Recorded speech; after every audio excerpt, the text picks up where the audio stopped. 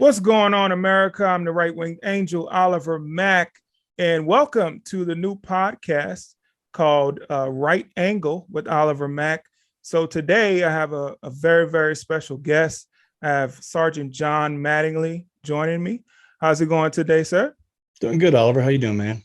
I'm doing awesome, man. I'm doing awesome. Hey, I got the book right here. Yeah, So that's what we're I'm talking gonna, about. yeah, we're gonna be talking about that. We're gonna be talking a little bit about the case. I know you've probably talked about it so much promoting this book, but I kind of wanted to give a little bit of a different perspective for some people out there that may have been on the Black Lives Matter train. I have a little bit of a story that I wanted to share with you guys, and why I really wanted to do this interview with John, because I feel like it's very important. But personally, I've had some individuals that I was close to, I was friends with, and we would get into heated debates about the Breonna Taylor case. And I would bring them the facts and the evidence. I would talk about the warrant. I would talk about everything that we're going to talk about today, but they did not want to believe me. They had this feeling that all the cops that entered that house were racist, and they were just there to kill this Black woman. And also they thought, just like a lot of people thought, that she was asleep in her bed. So we're here to dispel all those rumors.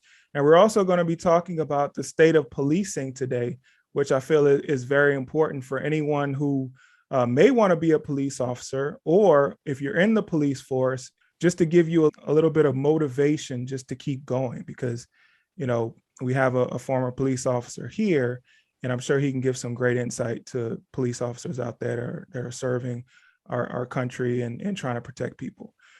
All right, first off, so I wanted to ask you, what made you want to write this book? Well, it's for the very reasons that you just spoke about, with your friends. Mm-hmm. So for 15, or it's been 25 months now, Yeah. the narrative has been spun by the attorneys for the families, by Ben Crump, Mm-hmm. by the media, social media.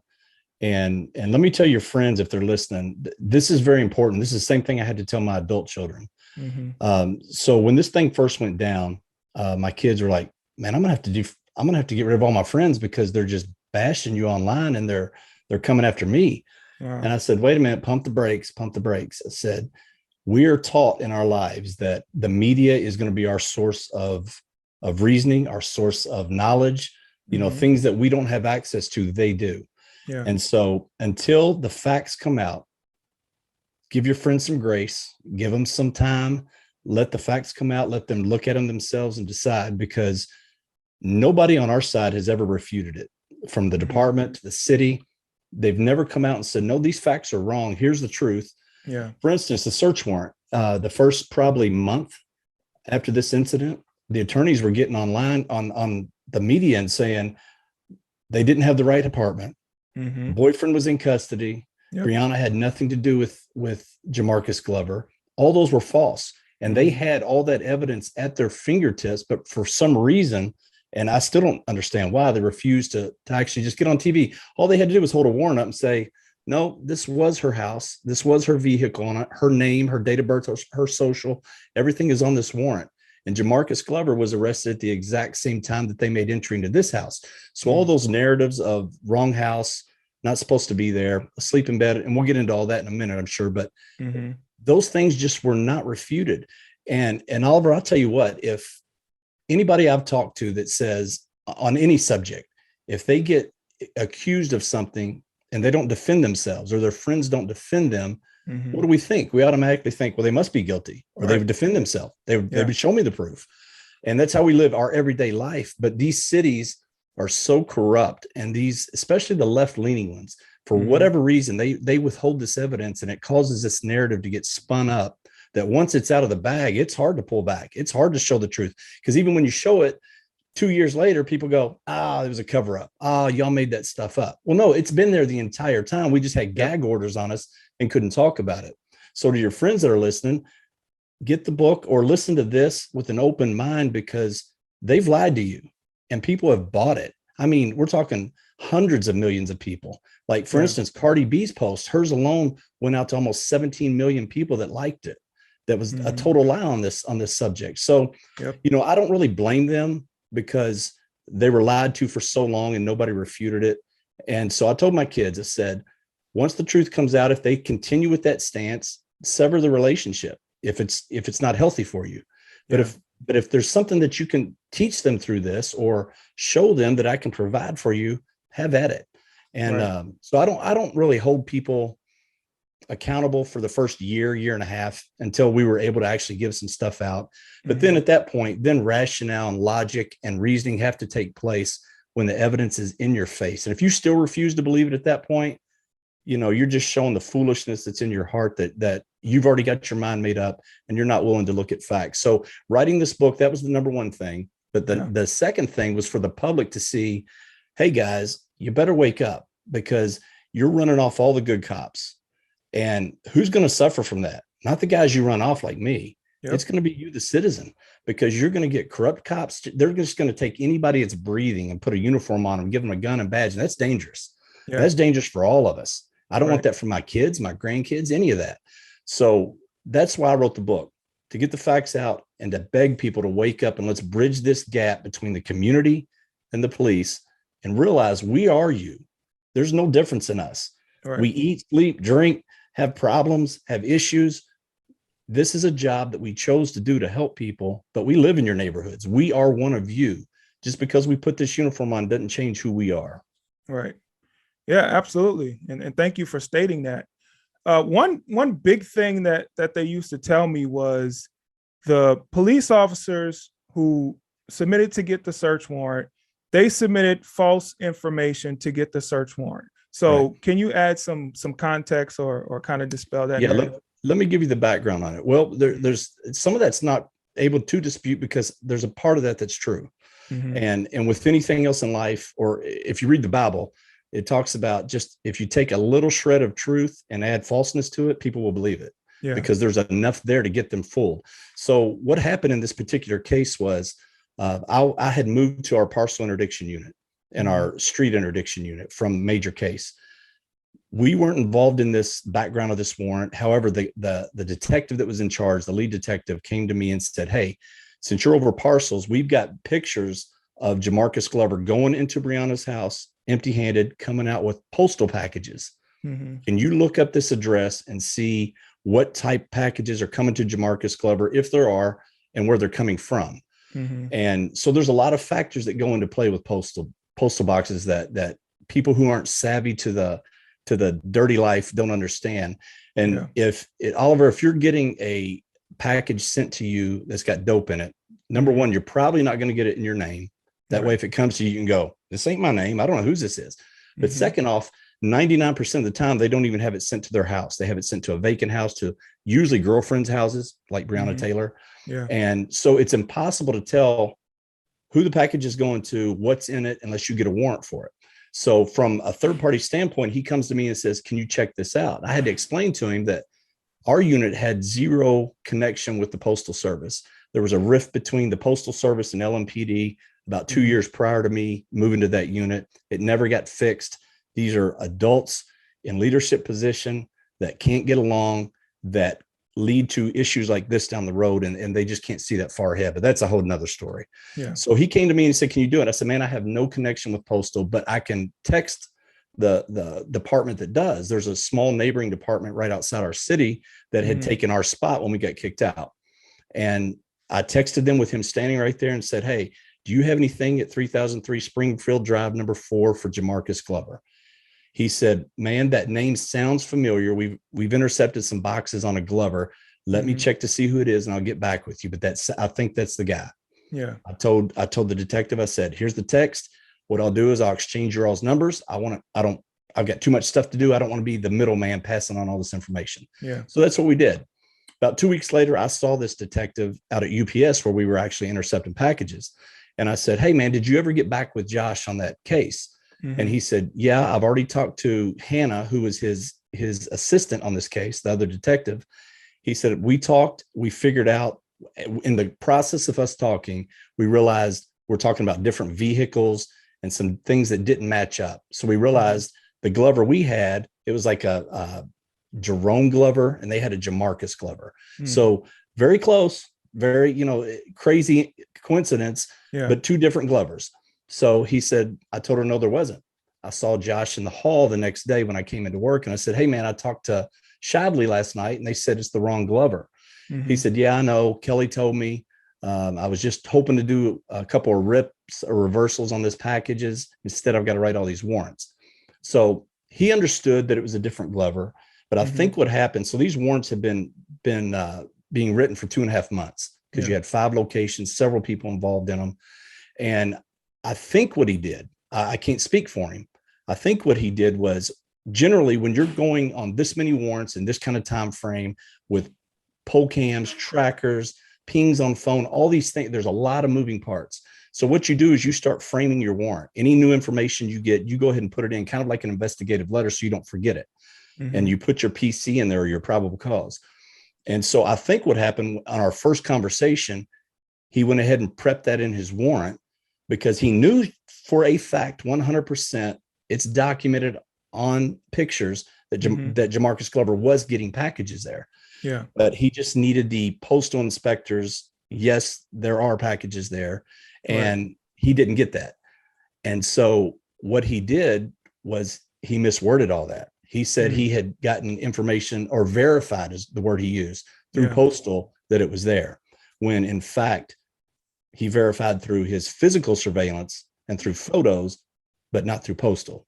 So that's the big misunderstanding there. And even if you took that out of this warrant, even if you took the package out completely, that warrant is still valid. That warrant still would have been served that night because there was plenty of probable cause. Jamarcus Glover used Breonna's address for his driver's license. He had his cell phone to that address. He had his bank account to that address. When she bailed him out of jail 6 weeks earlier, they used her address as his address for the jail. So all these factors come into play, along with the fact that you've got video of her getting in her car, driving Jamarcus Glover down to the trap house several times. You've got video of him coming to her house, picking up these packages, going to the trap house. So the 4 corners of the warrant, as they call it, was still valid. Normally what happens in a case, because I've been involved in cases where you've had a typo in there, or you put the wrong street or a wrong apartment number. And in court, the defense attorneys will try to get that whole case thrown out on that technicality. But what the judge does is they read through the warrant, they will extract that part of the warrant out and still look at the warrant and go, nope, the warrant's still valid. There was still enough here for the warrant, so we're not throwing it out. Now, what they may have done in this case is, had we retrieved any packages at Breonna's house that had contraband in it, they may have not allowed that to be charged against Jamarcus or to be brought into court. But other than that, the actual serving of the warrant was valid. Wow. See, guys, I mean, there's a lot of missing context that a lot of these people don't get. And that's why it's important to be able to talk to the officers involved. We have, a lot of people that are not even familiar with police work that have such a strong opinion about police work. And they're just skewing the facts, and they're just mixing things up, and they're just getting so much wrong. But when you actually hear it from the horse's mouth, like, okay, that sounds reasonable. You had someone that may have done something that they weren't supposed to do, but that didn't, what he didn't throw the warrant out. The warrant was still valid. So, can you tell us a little bit about, were you there to arrest Breonna Taylor, or were you just there to search her apartment? When we went to the brief, they said what we believe could be at this apartment is documents, number one, because he had so many things, like I mentioned earlier, going back to that apartment. But what they were really looking for was the money that she was holding for him and possible narcotics, say a package or something had been delivered there, because these guys are so savvy and so, man, I don't even know the word. They're jerks. They take advantage of these women is what they do. They'll have several girlfriends. They'll stash stuff at different houses, whether it be weapons, narcotics, cash, because they know if the police hit one spot, they're probably not going to get it at the other. And so the thing, what exact question did you ask? I'm sorry. No, I asked if you were there to arrest Breonna Taylor or just search the house. Okay, so what they said was, go there, see what you locate. Mhm. And then we were supposed to reach back out to them to decide what they wanted to do with the case, because it was their Okay. case. We were hired help, man. We were like day labor. They put Yeah. an email out saying, dude, we need bodies. We're short. This is a 50-man minimum manpower issue. We need you. We Mhm. volunteered, came in and did it. And then, the rest is history. Right. Exactly. Exactly. So the whole issue with, they made a big deal about the no knock warrant, right? And then I've seen a lot of people that came out after and said, well, they should do away with no knock warrants. Is there something that you can say to people who feel like no knock warrants are dangerous and that they should be abolished?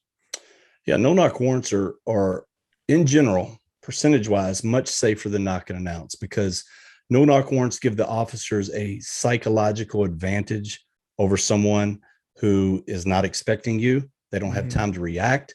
Your brain just doesn't function that quick, especially at night if you're asleep or laying in bed. And unfortunately, we gave Kenneth Walker a minute to get up, get dressed, get his wits about him, retrieve his weapon, and stand in the hallway just waiting, an Yep. ambush style, waiting for us. And Right. so no knocks have a place. Now, if you ask me now, would I ever do another no knock for drugs? I'd say absolutely not. It's not worth the risk reward isn't worth it. So Mhm. in the past the last 2 years of my career, probably 70% of our warrants, we had switched over to waiting for people to leave their residence, getting them in barbershops and stores, blocking them in traffic, Mhm. things where we could physically take them back to the house to walk through the door to Mhm. avoid all this, not knowing what you're getting into. But no knock warrants have a place. You mean, so if you've got somebody's got a kidnapping or a murder suspect or something huge, I think they're Yep. very valid, very viable, and the best practice to use in those scenarios.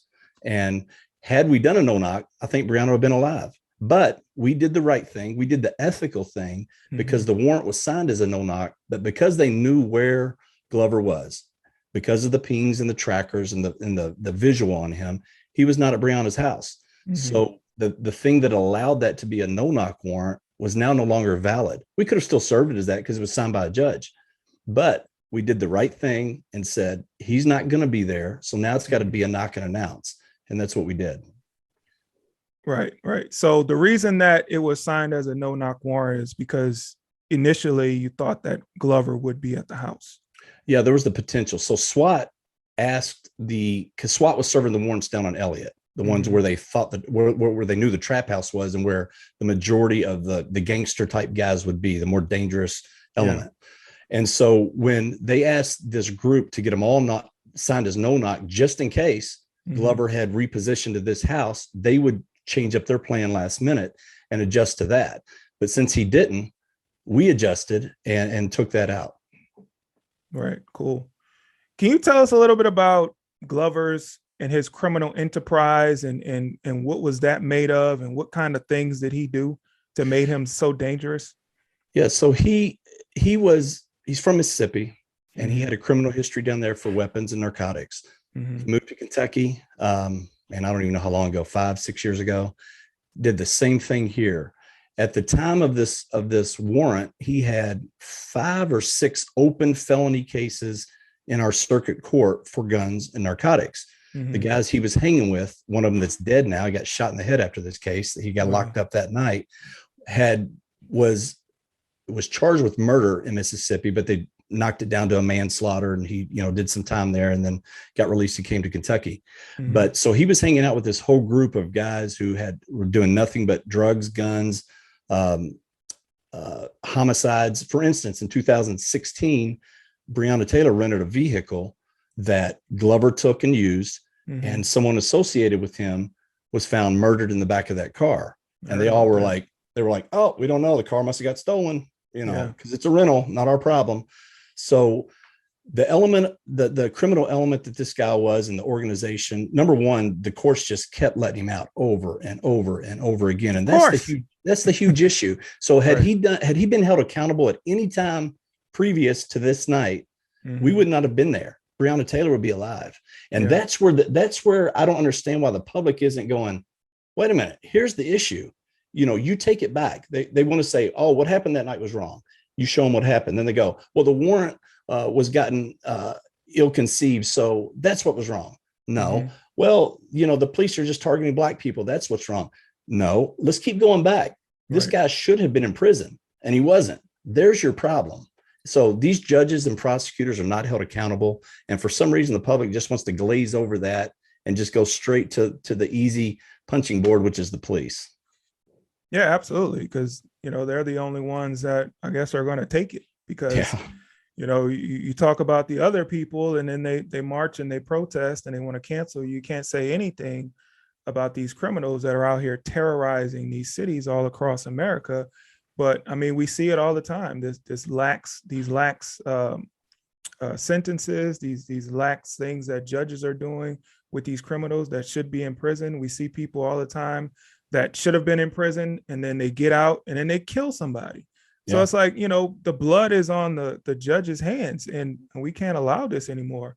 But getting back to the case, so let's talk about Kenneth Walker.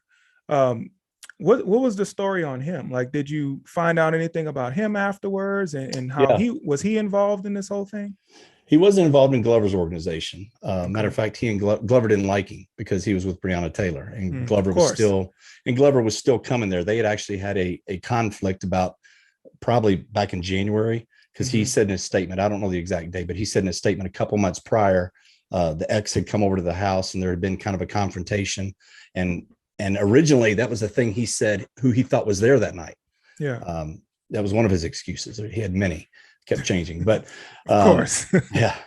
But his thing was selling pills, which according to the photos that he had in his phone looked just like all the fentanyl pills that are going around, because it's pretty hard to get any prescription pain pills anymore. Oxycodone, Oxycontin, that stuff is, I mean, even if you need it, you can't get it. And so everything is coming up from Mexico or pressed pills here in the States. And so he's got bags of those on his phone that he's selling. He's got marijuana that he sells, and he talks about who he sells to. The Hooters girls across the river in Indiana. There's all these messages in there back and forth. And he talks in there, and in one text thread, these guys say, hey, do you want to do this lick with us? You want to hit this lick with us, which means robbery. Right. And he's like, well, how much is it for? And they said minimum 20,000. And he was like, well, that's fine, but I always do my homework on the people I'm going after, which means he does a little background on them, or he watches them or whatever. And I'll tell you what, Oliver, here's one of the things it's stuck in my head since this thing happened. People are like, well, maybe he didn't know it was the police. Well, here's the possibility where I say maybe he didn't know it was the police. In Louisville anyway, and I think this is kind of nationwide, when one dope dealer robs another, one of their methods of doing it is banging on the door, yelling police search warrant. And when somebody opens the door, especially a kid or a woman, the pistol's in their face or the rifle's in their face, and they rob them. Now, I'm not saying Kenneth Walker did this because I don't know, but if this was his MO in the past, and then somebody's banging on his door after he had just robbed somebody and they're saying police, how do we know he didn't think, oh crap, they're doing the same thing to me that I did to somebody else? Right. It's just a theory, but it's fairly logical knowing his background. But it's kind of crazy that if he thought that, why would he have his girlfriend right there with him in harm's way? I mean, I don't cowardice. Yeah, I don't know what kind of man out there, if they hear someone knocking at the door and they're that fearful where they have to grab their gun, that they will have their girlfriend or their wife like right there. So if you have to shoot at someone and they shoot back, she gets hit. Why do you think, and I don't know, this could be speculation, but why do you think she was hit and he wasn't? Well, based on the photos and based on what I saw, I know why. So when we went in, this hallway was super narrow. I mean, 3 feet at the most. Well, Breonna Taylor wasn't a small girl. Right. That's not me bashing her. That's just the fact. She wasn't a small female. Well, Kenneth Walker's not a small guy either. He's about 6'1", 6'2", and not skinny, not big, but not skinny. Yeah. So in this hallway, it's about 25, 30 feet from the doorway where I stepped into and got shot.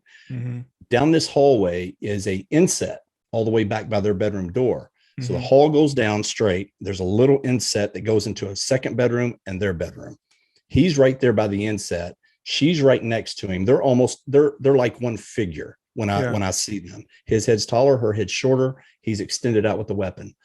So as soon as he shot and I returned fire, he dove into this bedroom or behind this wall instantly. He admits that. I dove out of the way. she tried to follow him Oh, and caught the wow. bullets that were going, because the way her body was positioned, her feet were at where that inset is, and then her body had fallen back toward the wall and up against it. And the way she was laying in all his statements was, one of them said, I helped her to the ground as she fell. Impossible, because there's 3 bullet holes right where he was standing, and then 2 more that I shot into the door jamb where he dove into. Yeah. So that's physically impossible, or Kenneth Walker would be dead. Yeah. Then he said, when she fell down, I slipped and I kicked the gun into the spare bedroom. This is like 10 feet away from where he was at. And then he never retrieved it. You think somebody's breaking into your house and just assassinated your girlfriend, and you're going to give your gun up and go, I don't need it under bed. None of this makes sense. And again, if you thought you were getting invaded, home invaded, why wouldn't you say, hey, babe, get in the closet and call 911. Exactly. I'll go check this out. But because he's a coward, because he's a liar, none of that took place. Yeah. And so that's my logic behind it, you know, all these different things. And when he came out after 16 minutes, Oliver, he didn't come out. He let her lay there and bleed out. And he called her mom. He called 911, or he called his mom first. Then he called 911 about 6 minutes into it. Then he called Breonna Taylor's mom. And so 15, 16 minutes after this, he finally comes out, and he had, God knows what he did while he was in there that 16 minutes, hiding stuff, destroying it, whatever. And so when he finally comes out, he tells the police on body camera that she shot me. I saw that. I'm like, wait a minute. So now not only are you a coward, but you're a liar. But somehow you've got 7 cops with over 140 years policing experience.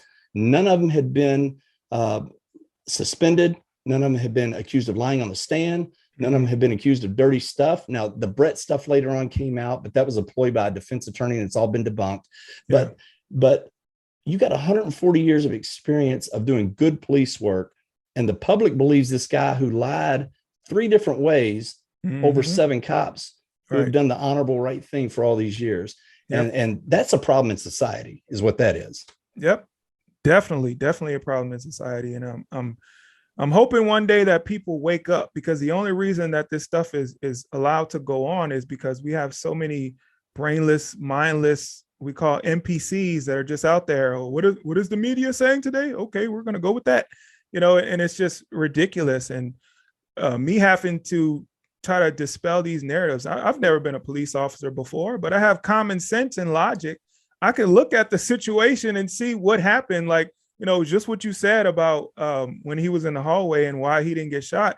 I figured that myself, you know. Yeah. I really didn't have to be there to understand, well, he probably dove out of the way, you know, and she got hit. But, you know, stiff-armed her. Good luck. Right. Yeah. right. But that's a lot of how a lot of these men are today. You know, I hate to talk about that, but, you know, for me, I'm a married man. So I replay the scenario in my head like every night. Okay, if somebody breaks into the house, this is what I'm going to do. I'm going to tell my wife to go hide in the closet, call 911. I'm going to get my gun and go handle business. And she won't even be in the way. Like, she'll be out of the way. She'll be safe, you know, so we don't have to worry about this. But this fool wants to get his girlfriend and go out into the hallway. Now, I was looking at or reading the jailhouse phone call transcripts from the Tatum report. And it seemed to me like they still had a relationship. Her and Jamarcus Glover still had a relationship. Is that something that was going on, or was it kind of in the background? I feel like she was still seeing the guy, but also had her current boyfriend.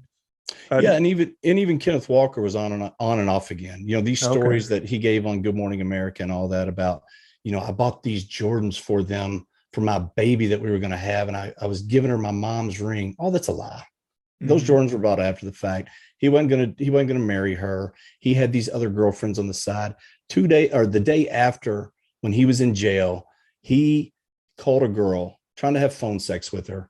Wow. You know, if you just lost the love of your life, why are you doing this? And 2 days after? And then 2 more days after that, he called a girl talking about how much he loved her and he was going to marry her when he got out.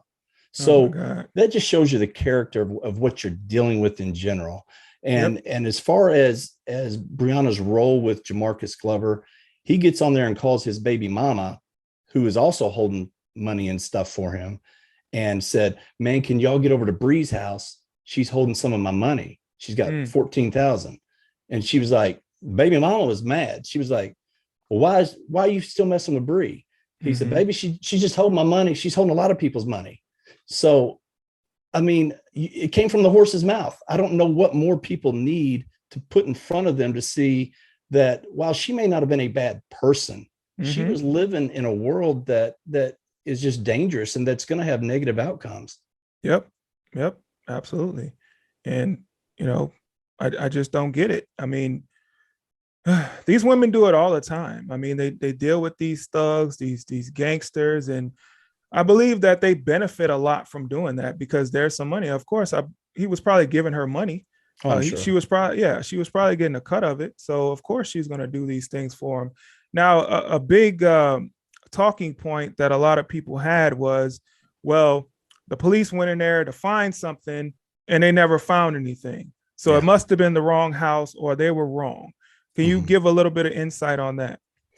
Yeah. So what happens when there's a police officer involved shooting is we have a unit called the Public Integrity Unit. They investigate police shootings and any felony criminal allegations on city workers. Yeah. So when they come, they take over the scene. So I never made it through the threshold. And after me, none of the guys until SWAT got there and cleared the apartment, no police officers went inside that apartment. And what happens is Public Integrity comes on scene. They write their own warrant so they can go in and collect ballistic evidence, crime scene photos, the angles of the bullets. They can do all this stuff. So they wrote their warrant. They went in, they looked in places. They looked a few places because they looked in anywhere that a bullet could be lodged or anywhere a shell casing could have, bounced to under a bed or whatever. They retrieved the gun under the bed that was in plain view. But they didn't search like narcotic searches. When we go in houses, they get dumped. Mattresses are flipped, drawers are emptied, shoe boxes are gone through. Anywhere attics are searched. None of that took place in this incident. They went in, they recovered the ballistics, looked a little bit, but didn't search. And that's evident by the jail phone calls because Glover indicated that money later on was got back to him. They went in the apartment and got it. Yeah. And Kenneth Walker had $1,000, which ain't a lot, but it was on a dresser sitting right there by the TV. And Breonna's mom actually went in and recovered that for him. So this stuff's right here in front of you and you missed it. What else was missed? Right. And again, for 15 minutes, 16 minutes, man, there was an addict there. He could have stuck a rifle up there. He could have stuck dope money. Who knows? Yep. And, but we'll never know that. And the whole narrative gets spun into, they didn't find anything. Well, sure. We didn't find anything because we didn't search. And that was one of the mistakes afterwards by our command staff, because the detectives who wrote the warrant asked, it was 7:30 in the morning. They say, can we go back and execute this warrant now? Or this is all for nothing. And they were given the no, we're done with it. Wow. Yeah. Why do you think that was? Was it because of all the negative press behind it? Or no, I don't. There wasn't any negative press yet. I think right there, that one was just an honest mistake by a commander who was probably tired, wanting to go home, whatever. Because this looked like a cut and dry. You shot a cop, they returned fire. This should be clean. You know what I mean? This was justified. So there's not really anything that we need to overly secure for us that says, oh, we're in the right here. And so, but not having that forethought and not crossing your T's and dotting your I's always comes back to bite you. It just always does. And if you've ever dealt with any good criminal defense attorneys, man, that's what they focus on. They never focus on law. They look on these little bitty mistakes and they amplify them to cast doubt. And that's what was done here. Interesting. So how did you feel when Kenneth Walker was getting all this praise, doing these interviews? He was seen as a hero. And how did that make you feel after what happened to you? Man, it was, I think, I don't know what I felt necessarily. I don't know if I can narrow it down to one thing other than frustration, because I knew the truth. Yeah. I knew how many times he had lied, because you'd watch one interview and he'd say one thing. A week later, he would do another interview and say another thing. Yeah. You can pull every interview I've done and nothing has changed, because the truth doesn't change. You don't have to remember what you said. You just repeat the truth. Yeah. And he kept changing his story over and over. Yet when he would go in, it was all, oh, poor baby. Oh, Yep. we feel so bad for you. How could this happen? Mm-hmm. And then, you know, I go on Strahan's interview on the same channel, and it's like, bam, bam, bam, bam. And I'm like, dude, what the Right. heck? I thought you wanted my side, not to come here and interrogate me. Yep. But that's irrelevant. I could care less. That's all for TV stuff. But I was, you know, it was frustrating, very frustrating, because again, for so long we were without a voice. And in many of these cases, even once those gag orders are lifted, most of these cops are like, man, I just want to move on with my life. I'm out of here. I'm going to go in seclusion somewhere, but I'm just not built that way. And I'm like, no, man, now it's time to fight. You know, it's time to come out swinging, because if I don't, then the next guy's going to keep getting screwed over. Kind of like the guy in Michigan right now, what he's going through. Or I talked to a guy in North Carolina who worked a funeral, and they were asked to work the funeral by the family because their son was a gang member who got killed, and they were afraid of the rolling 60s coming in, messing with the funeral. They tried to keep it low key. They had security. Sure enough, the drive-by with 4 or 5 guys comes. They get out. They start shooting at a funeral. The officer confronts one of them. He won't drop his gun. He has to shoot him. Mm-hmm. The gun is placed in evidence. The witnesses of a black gang member family for the funeral spoke on the cop's behalf and said, no, the guy had a gun. He told him to drop it. He wouldn't drop it. He pulled it on him, pointed at him, so he shot him. Mm-hmm. Yet Ben Crump comes in with Breonna Taylor's mom, with Jacob Blake's family, with George Floyd's family. They do this huge protest. He's up on stage yelling, man, they shot another innocent, unarmed black man. He didn't even have a gun.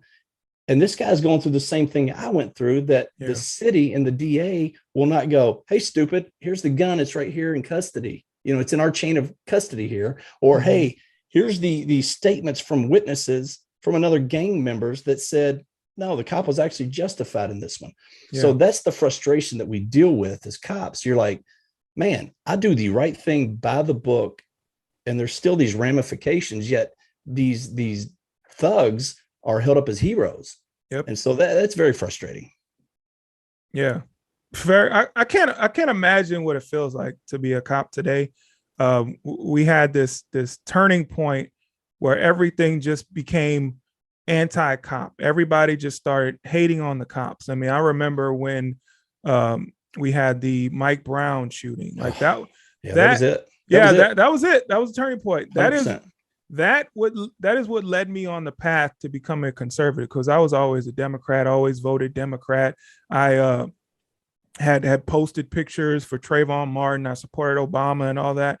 But when the whole Mike Brown thing happened, like, I started seeing how the media was lying and how the media was starting to capitalize on all these instances where there was officer involved shootings, and they tried to spin the narrative to make it fit what they wanted to say. And it was basically, cops are evil, white cops are racist, and they're out here just gunning down black people, innocent, mind you, innocent black people that aren't doing anything, innocent black people that had their hands up saying, don't shoot me, please don't shoot me, Mr. Officer, I haven't done anything wrong. So, you know, that was my turning point. These modern day lynchings that don't happen. Yeah. Exactly. So that's why we had to have the lynching bill passed, right? Yeah, homicide's already against the law. I don't understand. Right. I'm like, what? You know what it is. You know what it is. Just pandering. People just want to, they just want to pander. They want a virtue signal, but it is what it is. They're going to continue to do it. You talk about Michael Brown. I'll tell you what, you know, policing's always been challenging. But generally you only had the criminal element that really hated you. And if you were respectful to them, even those guys, when you're playing this cat and mouse game and you catch them, man, I can't tell you, I've had hundreds of conversations with thugs that we get along. Yeah. We're sitting in this room talking for a couple of hours, and by the end, we're both like, man, if you weren't a thug, if you weren't a dope dealer, we'd probably hang out. And he's like, yeah, if you weren't a cop, we'd probably hang out. I like you. But we understand, or you understood, this is my role, this is yours. Yeah.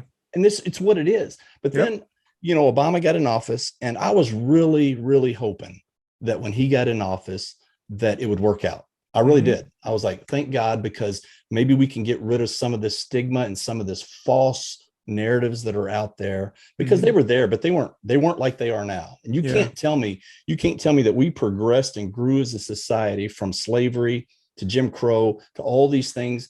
until now, all of a sudden we decide we're going to go backwards. Go backwards. Yep. This, right. that again, that's no common sense by people. Right. There's no critical thinking. It's all regurgitation of what the media lies to them. Exactly. And so in 2015, when Michael Brown happened, it used to be, if somebody you knew got into a shooting, you go, dude, are you good? I'm good. Was it a good shoot? That's all you wanted to know. Was it a good shoot or bad shoot? Because there are bad cops out here. Let's not lie. Let's not sugarcoat this thing. There are guys who shouldn't be cops that are cops, and I can't stand them, and the good cops can't stand them. But after Michael Brown, suddenly every police shooting turned into, you call your buddy and go, man, was it a black person or white person? Right. Which is stupid. It's just, it shouldn't have to be that way. What you gotta do, yeah. Because then you're going, oh crap, what are we gonna have to deal with now? Yep. You know, but again, it should be, was it a good shoot? Was it justified or not? And then let the chips fall where they may. Yeah. You know, we're not here to cover people's butts and illegally cover up for them. If you did something wrong, you've got to eat it, just like the guy that we're going after. It's no different. Right. Exactly. So how long were you a cop? 21 years. 21 years. Wow. And was the Michael Brown case like the absolute turning point for policing, or did 100%. something before? Oh, no, okay. That was it. I remember after that, I wasn't in uniform most of the time, but if I worked off duty, I was in uniform, or if we had a special detail for Derby or whatever, you were in uniform. And I remember many times I would stop at like Kroger or Walmart on the way home to run in and get some groceries or grab something. I'd be in uniform and I'd go, I'd take that shirt off and that gun belt off and go in a t-shirt and blue pants, because I did not want people to know I was the police. And that's sad. Yeah. You know, you're the good guy, but you're like, man, I don't feel like having the looks. I don't feel like having the comments, because after Michael Brown, probably for at least a year, anywhere you went, you'd have somebody yell at you, hands up, don't shoot. And I'm like, oh my gosh, would you just shut up? That's almost as bad as when you walk in somewhere and they go, he did it. And you're like, oh, come on, man. Or the donut jokes, or, you know, the pig. And you're like, man, that's so played out. It's so old. Just come up with something original if you're going to do it. Because I can appreciate good jabs, you know. I'll take it. Yeah. Right. Yep. But yeah, things changed, man. Things change. And I was talking about this on Breonna Tatum's live yesterday. You know, I remember a time, and I've been pulled over a lot in my life, and not because I'm black, it's because I like to drive fast. Okay. Like I speed a lot. So you know, I used to work, I lived in Baton Rouge and used to work in New Orleans after Hurricane Katrina. I would travel back and forth, and it was like an hour and a half back and forth. And I would just be tired sometimes, and I'm just trying to get there. So I'd probably be going like 15, 20 miles over the speed limit. But I get pulled over. And not once did I ever fear for my life when I got pulled over. Shot? No, I'm still here. I got no bullet holes. I'm good. That's really weird. Yeah, I know it is, right? So not once did I ever fear for my life. Not once did I ever think a police officer was racist. Most of them were fairly kind.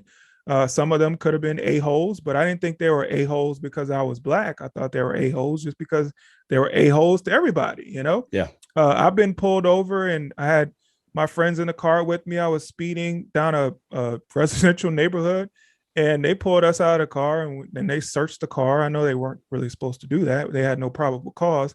But, you know, we just laughed with them. Like, we made it out of a joke, and we were just, you know, cracking jokes, talking about different things. And then they let me go. They didn't give me the ticket. So it's like, I've had many, many encounters with police officers, and none of them ever turned bad, because I was always respectful. I always did what I was supposed to do. I never gave them a reason to suspect that I was doing anything I wasn't supposed to do. And then I made it out fine. Like, I had no issue. The only thing that I ever feared when I got pulled over was the ticket, because I didn't want to pay. Nobody wants that. Right. I'll give you a story about me. So let me start with this. So when I did the interview with Strahan, we got into a few back and forth because he was being so irrational with the black-white thing.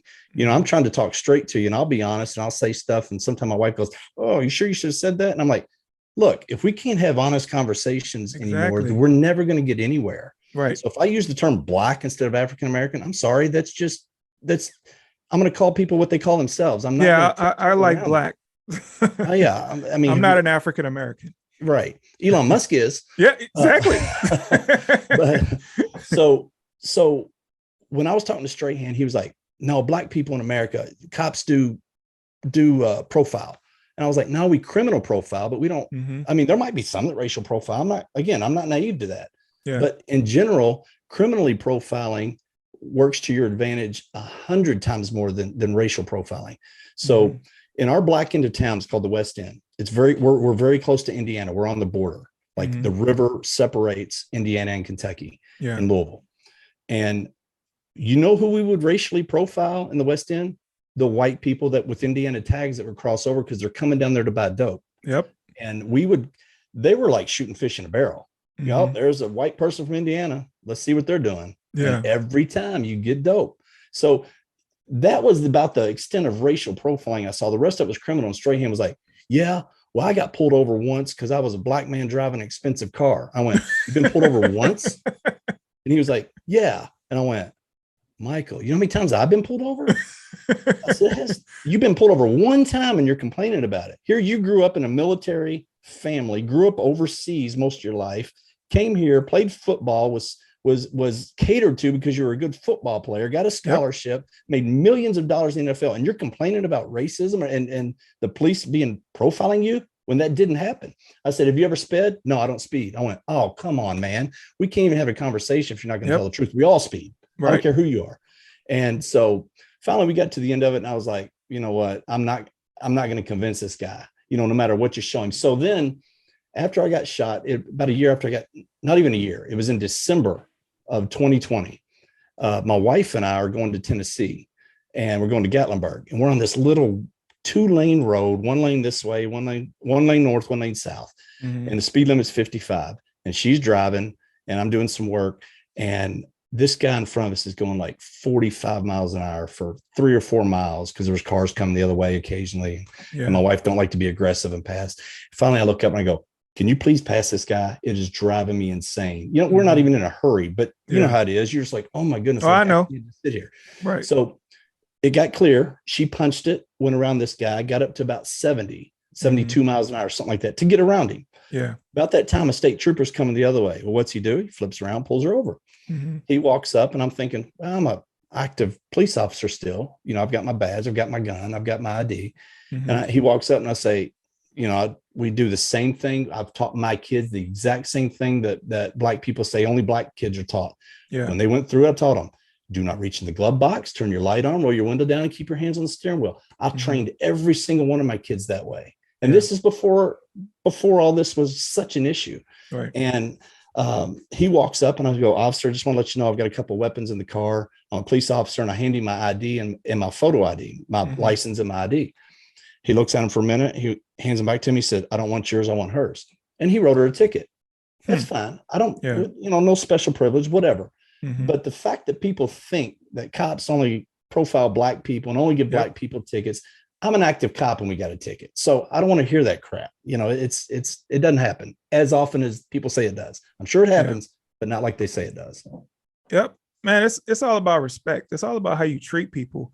I remember one time I got pulled over in Houston and I was pulled over and the guy behind me was pulled over. So I think it was, I don't know what you call that, where the cops just kind of post up and they just, they're looking for people who are speeding.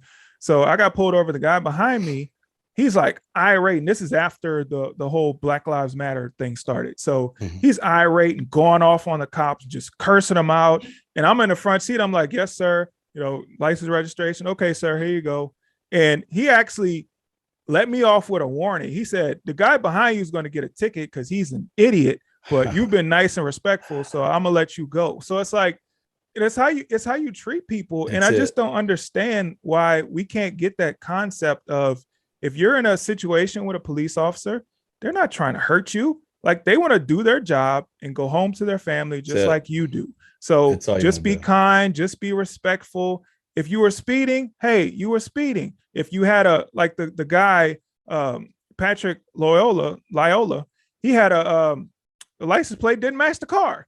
So it's a pretty big indicator. Right. The license plate doesn't match the car. You're in a stolen vehicle. Why are you fighting with the police officers? You did something wrong. So when you lose, have your day in court. Yeah, right. You got caught. Yeah. But for some reason, we're unable to accept the fact that, hey, we do something wrong and we got caught. So, I mean, honestly, with these woke DAs, a lot of these people, they'll probably get off anyway. So just get handcuffed, go to court. These judges are probably going to let you off anyway. Just going to give you more street cred. Right. Just go back to doing what you were doing. But if you want to fight with the cops, if you want to be belligerent, if you want to do all these things, you put the cop in a position where he has to make a very, very easy decision where it's their life or his life, then you know what's going to happen to you. You got to go. Yep. You got to go. Yeah. It's kind of like I've maybe written 5 speeding tickets in 21 years. What? I'm not. There's a. I should have been in your area. No, most cops don't write speeding tickets. Number one, because all of us speed. I mean, let's be real. We all speed. Right. No, most cops don't. Now you've got in the rural areas, it's kind of what they do because there's not much else to do. Mm-hmm. And then you've got traffic units on most larger departments, and that's all they do. So you're constantly seeing the same group of 5, 6, 10 guys pulling everybody over on the highway, and they think, man, all the cops do is write tickets. Well, that's all those cops do. Mm-hmm. I've never been a traffic guy. Could care less to do it because I don't like issuing something to someone that I'm guilty of myself. I just think it's kind of hypocritical. Yeah. But the few I did weren't because they were speeding. It was because of the exact thing you just said. I mean, I pulled people over for doing 120 miles an hour and said, dude, you're going to kill yourself. And then your parents are going to be without a kid. What are you going to do? Yeah. Try to talk some sense into them, give them some encouragement, let them go. Mm-hmm. That's the majority of my stops. The ones that got tickets were the ones who were just straight a-holes when I was trying to do them a favor. They wouldn't have got a ticket, but they're just jerks, man. You're like, that's fine. You wrote yourself this ticket, not me, or your passenger did, so, and what people take away from police is that we're humans. They want us to be human, humanize the badge, show us, come play ball with us, do this community and policing, but then we're not given any benefits of the doubt for being human. Right. So as a man, if you come check me, I'm probably going to check you back. Yep. But then I'm the jerk somehow. And that doesn't make sense to me. So if you're going to come with attitude, I'll treat you with respect. But when you come with attitude, guess what? My human nature is going to bring it back. Yeah. I can try to be as professional as I want, but at some point people get pushed to the limit and they're like, here we go. Yeah. They're creating this environment where it's just completely impossible for police to do their job. I mean, we have politicians that are dehumanizing, demoralizing the police. We have DAs that are doing the same thing. And then we have the activists out there and the celebrities like LeBron James, who doesn't know anything about what he's talking about, but wants to always have an opinion about policing. But it's just, crazy to me how everyone can have such a strong opinion about a job that they've never done. So do you have any encouragement or words of encouragement for current police officers out there that are serving? Yeah, I mean, I've talked to 2 guys this week, helping them go through their process, one in Louisville and another guy up in Michigan who's been asking for some advice. Mm-hmm. Would I start over now, knowing what I know, knowing how policing used to be, knowing the trick bags you can get into? I don't know, man. That'd be a tough one if I was 21 years old, 25 years old, starting over. I don't know if I'd do it. I don't regret doing a day of what I did. I enjoyed it, loved it, best job in the world. I've got experiences that people think is movie stuff, stuff I got to do and experience. You couldn't pay enough money to do. It's awesome. Yeah. But I just do it. I tell people with caution. Number one, most things come back. They're cyclical. You get your ups and your downs. And I don't know if we'll ever get back to where we were because we never really fully recovered after the Michael Brown incident. No, because like I said, for a while, you didn't want anybody to know you were a cop. But then eventually things kind of settled down. And then you had, your people again, thanking you or waving at you, not just giving you the finger. And so it kind of got back to good, but not all the way. Yeah. And now where we've bottomed out so bad, I don't know. If getting back is getting back to where 2015 was, man, it's tough to tell people, do this job. It's great. It's rewarding. It's all this, because it is all those things. It is rewarding. It is great. But man, putting your family's future on the line for false narratives and for a FBI that has now been politicized and used as a weapon against you, the guys who are supposed to be law enforcement on your side, and that's not all of them. I don't want to demonize the entire group because I think most of your agents are great guys. Now, it is a very liberal organization from the bottom up and from the top down.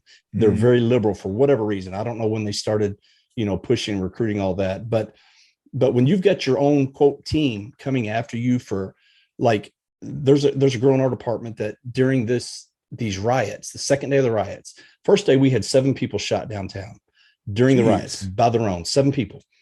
And the second day, the crowd was crazy again, busting out windows, catching stuff on fire. It had moved to a different end of town. And our command staff sent police down there to break up the people because there was gunshots going off. There's all kinds of stuff. Now, one major, that assistant chief called and said, hey, can you send your people down there? They rolled down there and looked at it and said, nope, it's too volatile. This is not going to end well. They left. Mm-hmm. He called SWAT, sent them down there. SWAT went down there and looked at it and went, they got shot at while they were down there in their bear. Bing, bing, their bulletproof car was getting hit. They were like, no, if we get out, somebody's going to die, either us or them. And we don't want no part of it. Just let them do their thing. Yeah. So they left. This assistant chief called a third major and said, hey, can you send your people down there? Well, I don't know if this guy just was gobbling up and doing whatever, the colonel asked, or if he really thought, I'm going to be a man and go take care of this. Mm-hmm. He sent his group down there with some National Guard.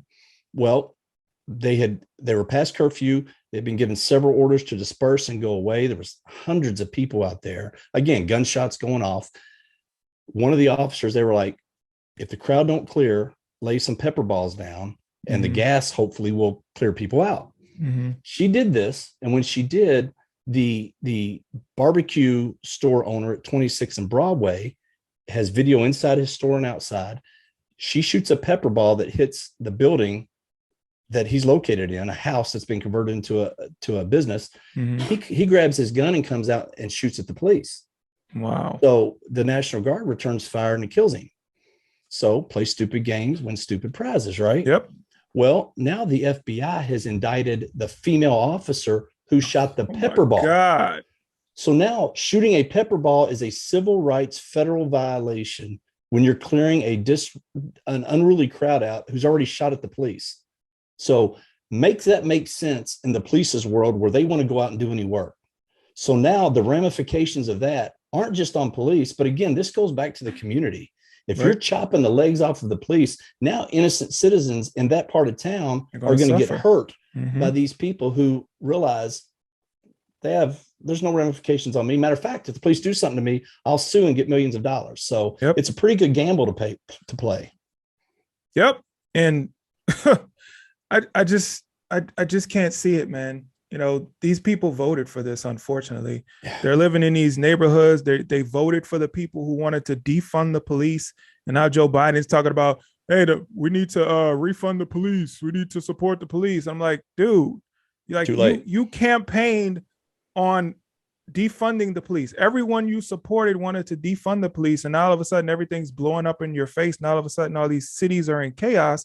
And now you want to change your tune. But too late, Joe. You told us who you were. You already told us who you were. Right. People like me and you have been saying this from the beginning. Hey, you need police officers. You need a strong police force.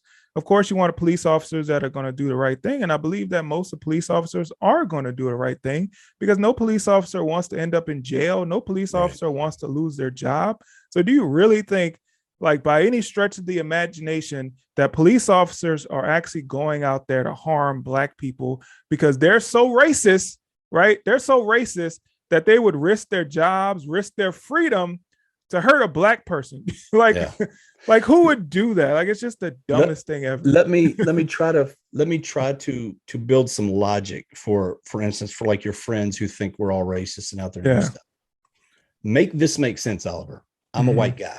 Yeah. I live in the suburbs. Yeah. I am willing to put a uniform on or my badge and gun and go to the urban community and risk my life for people I hate. How does that add up? That doesn't make sense, especially when you have very few actual police shootings, in comparison to real crime. Right. And most of those cases, if not all of them, but most of them are justified. They're, when body cameras came out, you had the left going, aha, now we're going to catch the police and all this dirt. Yep. Like 95% of the complaints and cases go against them because the officer's doing the right thing. Because of the body cam, right? Yeah. It's caught on camera. Now you can't refute it. Yep. And so that aha moment turned against them and they don't like it. Right. Is what it is. Yeah. I saw an article saying that body cams are now racist. I gotta send you that because they said that body cams are racist. They disproportionately affect Black people. Like, it's the craziest thing. You know, I was never for cameras because I was like, man, I'm gonna forget to turn it off. They're gonna catch me talking to my wife or taking a leak or right. whatever. And I was like, man, it just feels like an infringement of privacy. Somebody, big brother, always there watching every move I make. Yep. But now I wish to God I'd had one on the night of Breonna Taylor. Because man, that would have made things so much easier. Now, a lot of things have been easier had they just put the truth out. Right. But it would have been even cut and dry more. No, they don't want the truth out. Of course they don't want that. Doesn't fit the agenda. So I got to ask you one more question. So the narrative is always that, you know, by these pro-blacks that the Ku Klux Klan has infiltrated the police force. Have you ever heard this? I've heard it. Yes. So it's ridiculous. Have you met any Ku Klux Klan member police officers? No. Now, I have met black cops who are the big black power and they're pro-black. Yeah.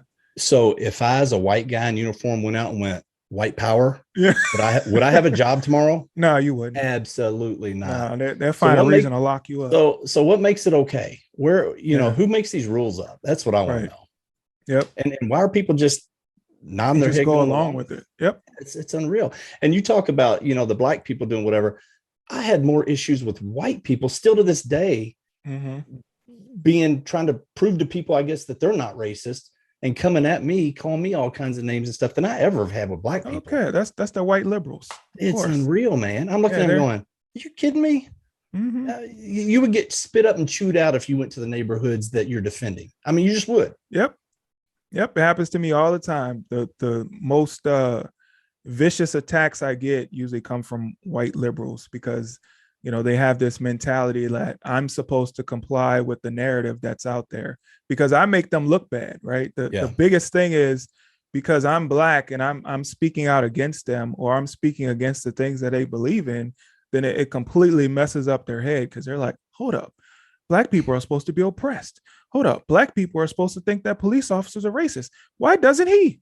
You know, and that's what I get. But you know, I understand that they're kind of caught up in their fantasy, and they don't want anybody to wake them up from that. But I've got black officers and their wives who have come at me indirectly because most of them aren't brave enough to come say stuff to your face, right? But through other friends, have been very vocal about their hatred for Brandon Tatum and Candace Owens, and can't believe I would associate with them. And I'm going, for what? Telling the truth? Right. Now I can understand. I'm not a black person, so I can understand you getting your feelings hurt a little bit because they're always coming at the black people.